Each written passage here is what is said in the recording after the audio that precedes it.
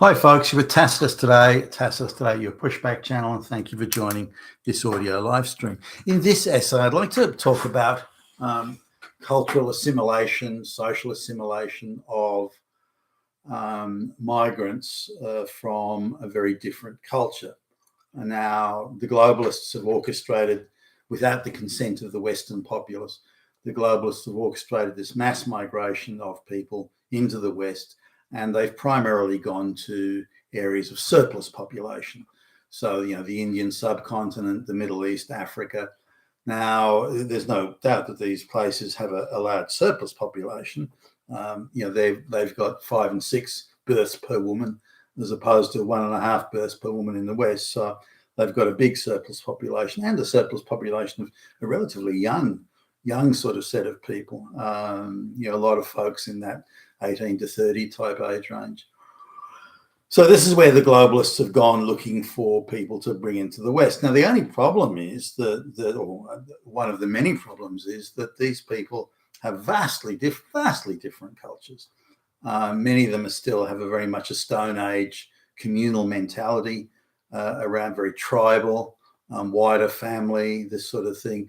And they have no concept of the individual and the liberties of the individual, and they just can't. There are so many things they don't comprehend, these third world people, and don't see why they should, by the way. And because they're being brought over in such numbers, they're clinging to the habits, behaviours, and attitudes and views of the old country and of the old place where they were, and they're simply transplanting those values and say, hey, we want to live that Stone Age tribal existence. We want that. We just want to loot the West, the rich white West. We just want to go there and loot it and put as much money, white money, into our pockets as we can. And many of them, the Indian subcontinent people. I was talking to somebody from Nepal just recently, and they were quite adamant. They were only here in the West to loot it. That was the only reason. And many others, Indians, Pakistanis, Bangladeshis, have exactly the same view, as indeed people do in Afghanistan, Africa, and so on. So they're hardly coming to the West with a very cooperative mindset of, I want to assimilate and be Western. Many Indians who are 5 and 6 generations Western born still claim that they're Indian and still believe that morally and spiritually and culturally they are far, far superior to the West, or the Western culture. So there was recently a video that went viral. There were millions of views of an Arabic, Islamic Arabic man and a woman, I assume husband and wife, who'd gone past a farm, honesty farm shop, where you go in, there's fresh eggs and stuff like that, and you go in there and you leave your money behind, pay for the stuff, but it's an honest. There's no like checkout operator there or someone like it. It just goes on an honesty system. And this Islamic couple came in and looted the place. It took everything that wasn't nailed down, and didn't leave, as I understand it, didn't leave a penny behind to pay for it. So now these people don't perceive they've done anything wrong. You've put that out there. Allah has provided this opportunity for us. So why should we have to abide by your rules? Why should we have to do that? You didn't. Where's the sign that says, and so on. So they've very much got an attitude that it was your fault for leaving it there. If you hadn't put that temptation there, we wouldn't have taken it, and so on. So this has done that video has gone viral. But if you stop these people, they no, I've done nothing wrong. What have I done wrong? And they wouldn't perceive that they committed any sort of offence. Now it's a high trust society, which is what the West once had. It wasn't perfect, by the way.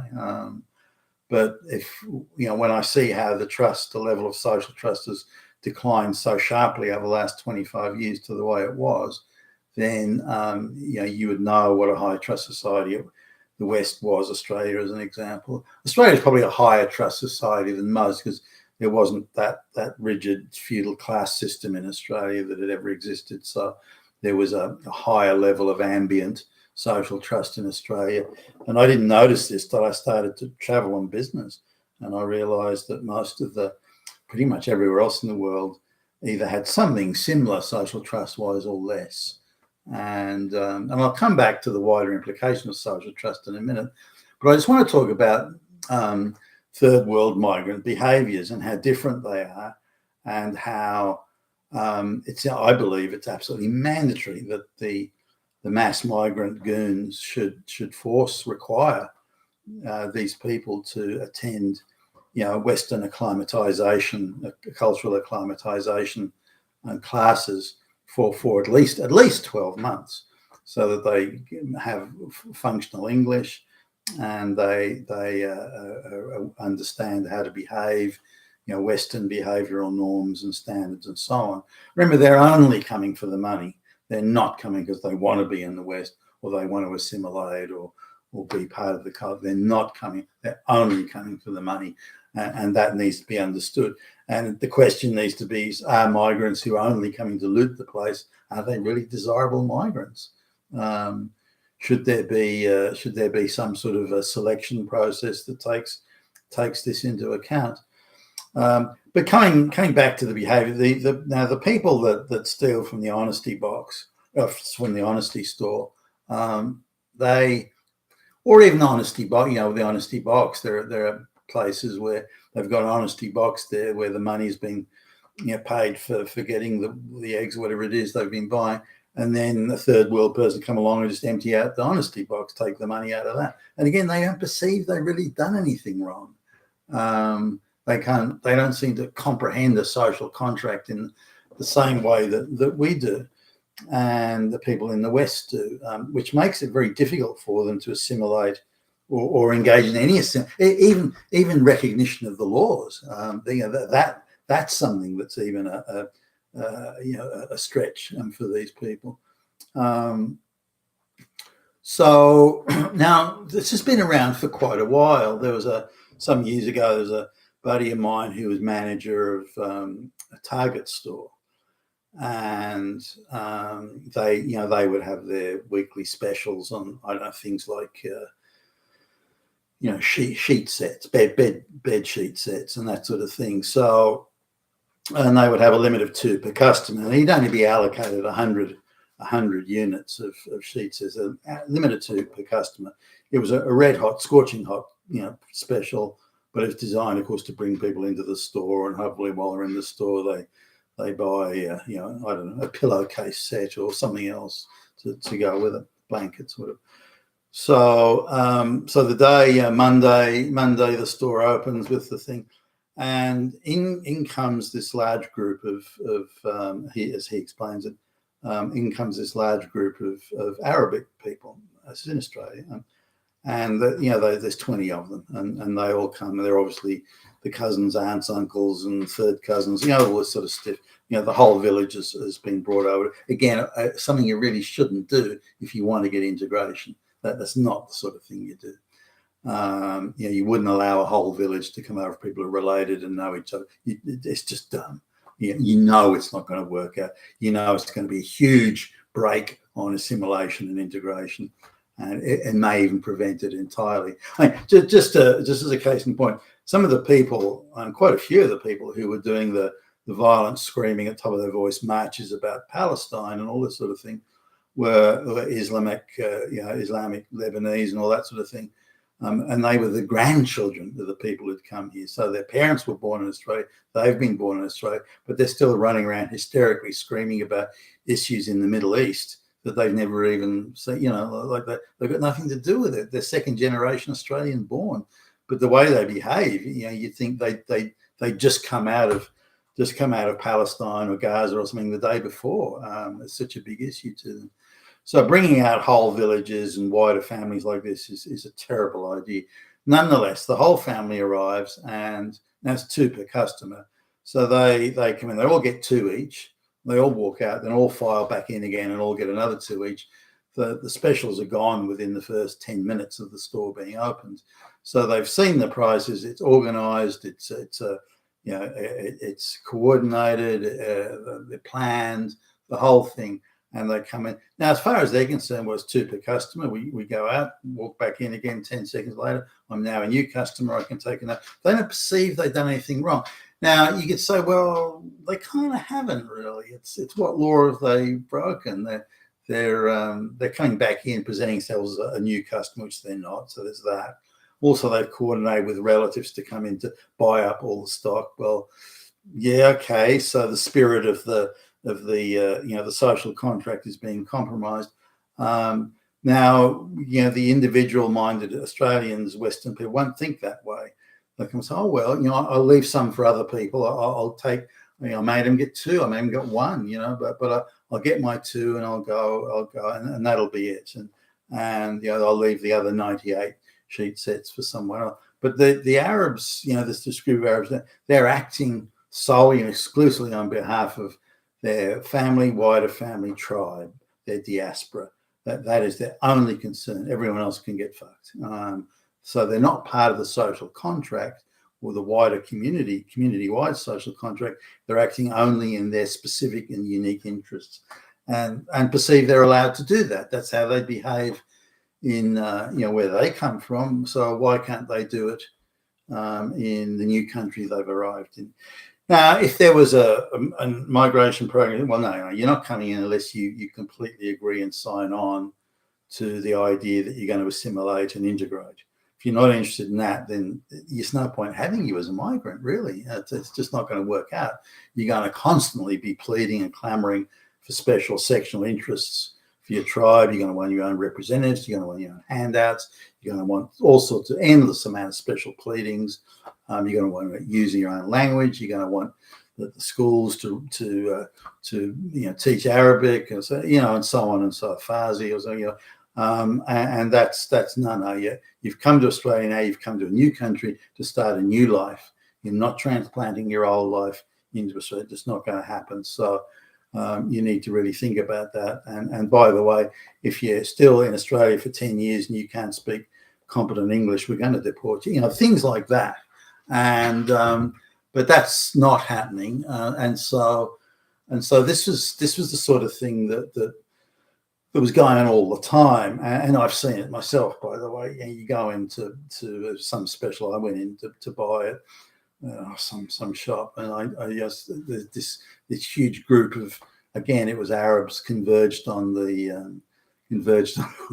I was on an airline. Well, I had to go with much urgency from one place. I think it was Pakistan Airlines or some shitty airline like that, and so with much reluctance I took it. But and there were a number of very peasant-like Pakistanis, Indian subcontinent people on the plane. Now, rather than just use the toilets when they needed to, they ran a coordinated system where that 30 of them would get up all at once, and they'd block both sides of the ingress and egress to where the toilets were. This is cattle class, by the way, and they'd block them off, and they just plain wouldn't let you in. If you wanted to use the restrooms, too bad, they just wouldn't let you. They were blocking off. It was theirs, or their diaspora, that group, that wider family. They owned those toilets, and they weren't letting go till they were good and ready. And that's just how they see it. It's just the resources that they have a mindset. The resources are fleeting and scarce. They could be gone any second, so they have to grab them for themselves. And that's quite acceptable that they do that. And if you want to budge them out of that, then you come along with a bigger family group, and that's so the idea of right and wrong and sharing, and again the social contract, the freedom to associate and to choose, these sorts of things. They don't see the world that way. And again, even the children and grandchildren of these people still don't see it that way. They may not be quite as tight to the old ways as the grandparents were, but they still haven't fully come across. Again, Indians being a classic example, 5, 6, 7 generations Western born, and they still send back to the village of their ancestors for husbands and brides. Keeping cultural purity is a very important issue for these people. The grandchildren of Arabs born in Australia will still send back to the village of their ancestors for husbands and brides and this sort of thing. So just some people I know, their grandchild, a daughter who's turned 20 something, and the whole family insisted that she must have a husband, a bridegroom from whatever the Middle Eastern, Jordan or whatever it was, and the idea of even having a locally born boyfriend or husband, suitor, fiance, who was Arabic, was out of the question. Had to be someone from that village, had to be someone who was still culturally pure in the old ways. So these are very much the attitudes that they have. Now, when COVID was on, you could really see the various racial diasporas totally organising themselves to capture resources for their diaspora. So the Chinese in particular were those, others did it, but the Chinese in particular, buses, coordinated, organised, and arranged. And I speak some Mandarin, so I could work out what was going on. But buses were organised where not the big buses, say 20, 25 seater type buses, would turn up in all over Sydney and out of Sydney, and even going 150 miles outside of Sydney, would turn up in buses. They would have an organiser who would even have a bullhorn in some cases, and would and would bark out the instructions, and they would all go charging in, and they would buy because toilet rolls, there's a limit to 2 toilet rolls per person or 3, whatever it was, and they would all get 3 each, all file out, deposited in the bus, come back in again, all buy another 3, back in again, until the entire section, 1,000+ toilet rolls had been cleaned absolutely bare. And then they just get in the bus and off they go to the next one. And they were doing this with canned meats, toilet rolls, and other bits and pieces. They were helping themselves to be a very organised, coordinated thing.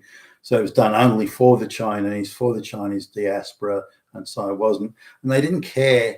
Again, the idea of the social, they don't care. And we're doing this for us. We're doing this for our diaspora. Well, if you want to behave that way, be like super Chinese about it, why do you come here? Why come to another country? Well, we're coming for the fucking money. We're coming to take the fucking money, you moron. We're not here to become part of your culture. We've got a culture thousands of years old. Why would we come to Australia for cultural reasons or assimilation reasons? That's bullshit. We have the superior culture. You guys are just got money. That's all, and that's what we're here for. So this is the behaviour that you said. I mean, just recently, there's like a chain store thing, and they've got an unusually large delicatessen and so on. So quite a lot of perishable goods, and they've started just very recently at a particular time of day doing markdowns on things like meat and cheese and things like that, deli stuff. And sometimes the markdowns are quite good. The $10, $20 item, is marked down to $2 or something like that. You probably wouldn't want to keep it for too long. You'd want to eat it straight away. But even so, it's the pricing. Now they've in the area that shop's in. There's quite a large Indian diaspora, and so they again all coordinated, uncles, aunts, third cousins, 10th cousins, the whole fucking village.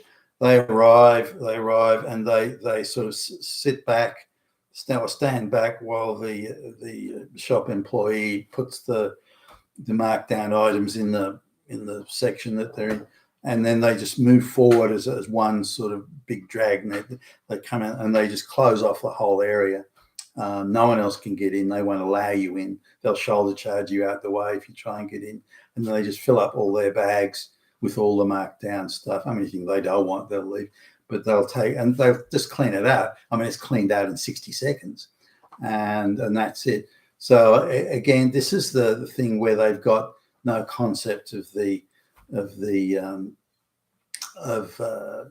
social, the wider social contract.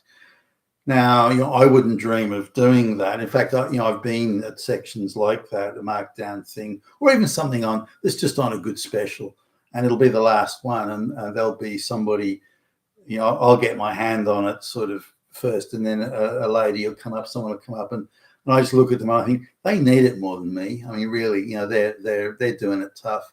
they've got that careworn face and all that sort of thing. And then I'll just give it that. So look, you have this. No, that's right. You have it. Now, whether you think that's Christian conscience or something, like it doesn't really matter, but that's the mindset that not every, but most Westerners have. And it's that behavior and behaviors like it that make the difference. I believe in sort of casting your vote honestly.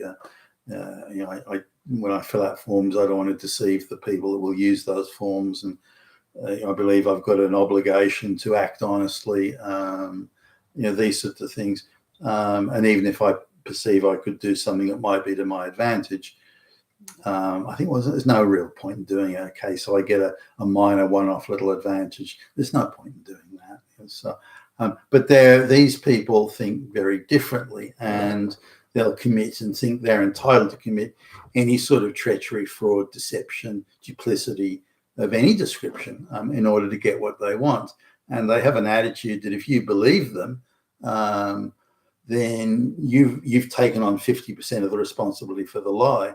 Similarly, if they're Islamic or come from other cultures, they believe they're obligated to tell you lies and to cheat you. And this is something that even in the early European traders that were doing business in India, they wrote up extensively on how Indians behave when conducting business and commercial negotiations and discussions. And again, this is 500 years ago, or more than 500 years ago. And their description of the behavior of the Indian business people then is exactly the same as it is today. So 500 years later, the Indians are still trying to cheat people out of whatever they can and believe they're entitled to do so. So this is part of the wider integration and social assimilation issue. If we're bringing in a lot of people that don't want to, refuse to integrate and assimilate, it is a big issue, because it'll change us, and it'll already changed Western society from being high trust to low trust, from being minimally violent to being seriously violent, to having mass shootings, or going from no mass shootings to frequent mass shootings. Why should this be viewed as a positive or a progressive thing when clearly it isn't? You've been with Tacitus today, your Pushback channel. Thank you for listening.